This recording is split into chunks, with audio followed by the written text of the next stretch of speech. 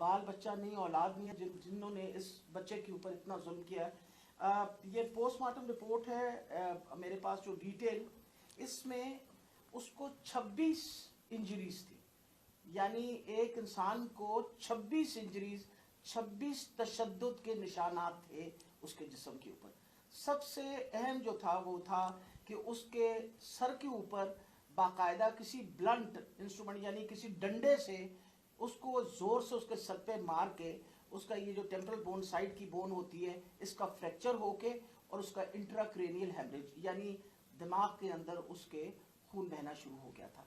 उसके साथ उसके जो जिस्म के ऊपर उन्होंने तशद्दुद किया, खास तौर पे पेट के एरिया में, तो उसकी वजह से उसकी तिल्ली और उसका जो जिगर था वो भी फट गया और उसकी वजह से इंटरनल हेमरेज शुरू हो गई।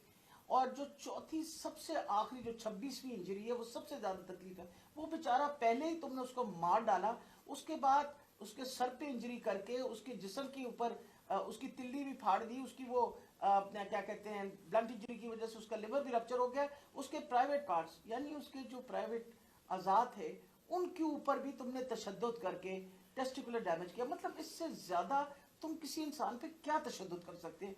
मैं तो ये देख के रिपोर्ट मैं आपको बता नहीं सकती कि ये हम जैसे डॉक्टर जो हर वक्त इन चीज़ों से हमारा भी दिल दहल गया कि ये एक इंसान के ऊपर, और वो भी एक ऐसा सादा लॉ इंसान, उसके ऊपर इतना ज़्यादा तशद्दुद किया। मेन कॉज जो उसकी डेथ की थी वो ये था कि उसके ब्रेन के अंदर जो उसके दिमाग के अंदर जो हेमरेज हो गया यानी खून निकलना शुरू हो गया, और जो तिल्ली और उसके जिगर से जो खून निकला उसकी वजह से वो बेचारा बच्चा जो है वो अल्लाह को प्यारा हो गया।